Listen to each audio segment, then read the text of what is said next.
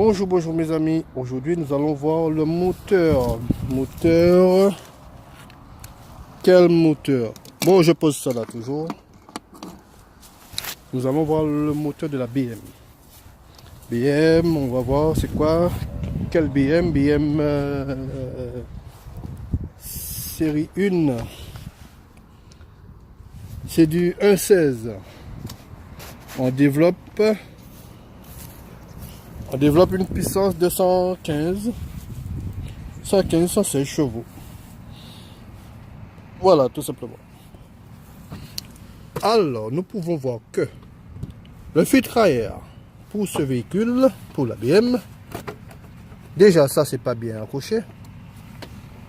Ça se voit déjà. Alors, le filtre à air se trouve ici. Il faut décaloter tout cela. En fait, c'est ça. Oh là là là là là là là. Voilà. En fait, il faut décaloter tout ça. Voilà. Bon, je vais pas l'enlever, là, ça. Voilà. Ensuite, nous avons quoi ici? Tout ce qui est capteur de présence d'eau, de liquide de refroidissement. Voilà le papillon. Le papillon se trouve ici. Voilà le débitmètre. Devant, tout devant, ici. Parce que nous avons l'admission en air ici. Parce que l'air, eh bien, c'est partout ici qui rentre et puis qui passe à ce niveau-là. Voilà, à ce niveau-là. Et puis, qui ressort par là. Et ça chemine par là. C'est un moteur en ligne. C'est un moteur avec boîte robotisée. Robotisé, ça veut dire on a une boîte avec dessus on a, bon je vais enlever ça, un genre de moteur, un petit robot qui passe les vitesses. Alors tu as quoi là, tu nous caches quoi là, c'est quoi ça? Alors nous avons une rampe de pression carburant avec les injecteurs piézoélectriques. Ça ressemble à du Bosch. C'est du piézoélectrique, ça c'est du Bosch. Ça. Ah ben ouais, voilà, c'est du Bosch, effectivement. La mise au point, c'est bien. C'est du Bosch, voilà. Et quoi d'autre? Donc la rampe, pression, carburant et les injecteurs ici. Alors moteur en ligne. Alors ici nous avons, bon ben là c'est un renifleur, hein, tout simplement. Ici, nous avons capteur température du FAP et là, la sonde juste à côté. Voilà, qui se ressemblent mais qui sont pas pareils. Et quoi d'autre? Ouais, ça appartient au turbo, ce truc-là. Donc, nous avons ici. Bon, les gars, je ne connais pas trop ce moteur. Hein. Alors, nous avons ici un module EGR.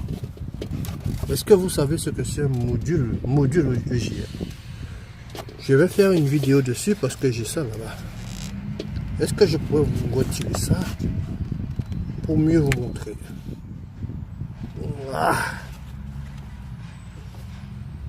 Voilà.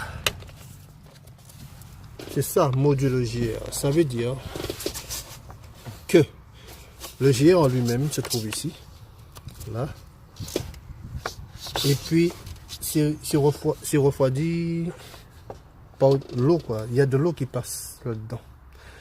Mais j'ai un qui a été démonté, je vais vous faire une vidéo là-dessus, c'est prévu. C'est prévu. Alors, vous avez ici, là, ça doit être obligatoirement une vanne de... un électrovanne, voilà, ce fil là et qui va au niveau de l'EGR parce que ça fonctionne en dépression, c'est obligé. Donc il suffit de couper ce petit truc là et puis vous n'avez plus de puissance parce que le clapet ne se soulève plus. Alors nous avons le remplissage, ça c'est du haute pression, du basse pression. J'imagine, c'est du basse pression pour la clim. Et quoi d'autre? capteur pression d'admission. Voilà. Et le filtre à huile qui se trouve ici. Alors ouais, mais par contre ça, je ne sais pas ce que c'est. Ah oui, ça c'est des compartiments fusibles. Ah ouais. C'est bizarre. C'est sûr. Bon, je préfère dire que je suis pas sûr. Ah ouais, qui est comme ça. Et pourtant c'est ça, hein. Compartiment fusible. Bon, alors si on n'a pas de batterie, on peut prendre du jus ici pour donner un coup de malle, voilà, comme on dit. Donc voilà. Bon, je vais enregistrer ça tout à l'heure. Et quoi d'autre? Ça c'est quoi? Ça c'est... Ah oui, ça c'est pour le turbo. Ça, ce truc là, la variation. C'est pour la variation du turbo. Ouais, ça c'est relié au turbo. C'est ça qui gère l'ouverture ou pas. Voilà, c'est motorisé en fait. Voilà, donc dans ce cas, le turbo se trouve ici là, en dessous de ça. Ça c'est l'écran thermique du turbo. Vu que ça dégage beaucoup de chaleur, donc c'est en dessous.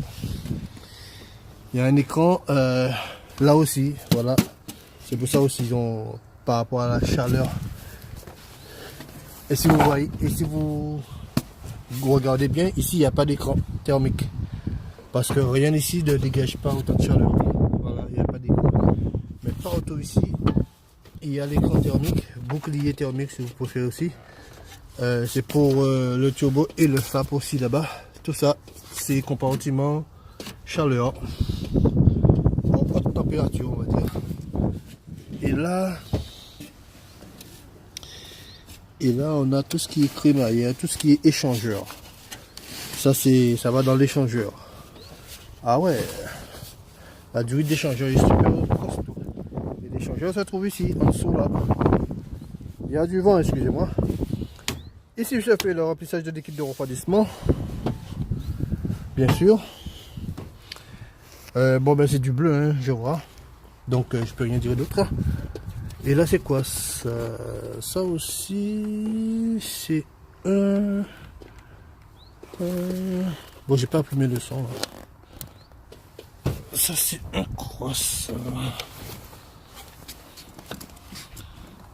Bon, je veux pas dire de bêtises. Je vais remettre ça en place plutôt. Et voilà. Et quoi d'autre? Alors, on n'a pas vu le bocal d'équipe de frein. Sûrement, ça va être derrière là-bas. Il faudra enlever ça.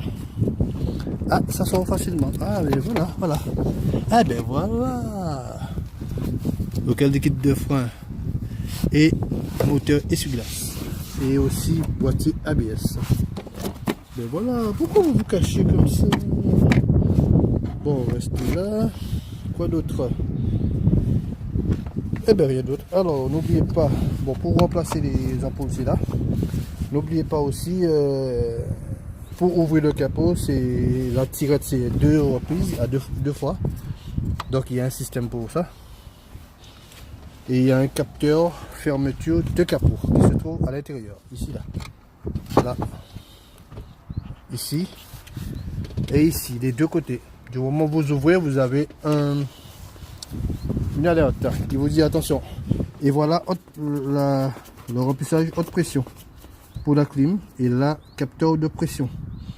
Vu que c'est du haute pression, voilà le capteur haute pression, capteur pression du gaz réfrigérant. Voilà, j'ai pas mis le flash donc je peux pas vous montrer très profond. Voilà, mais ici là on voit le crémaillère. Voilà la crémaillère tout devant. Alors nous pouvons voir que c'est un moteur en ligne.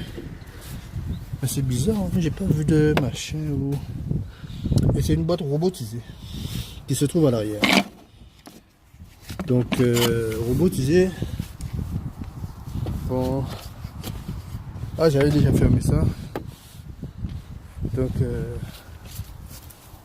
robotisé, c'est un peu spécial.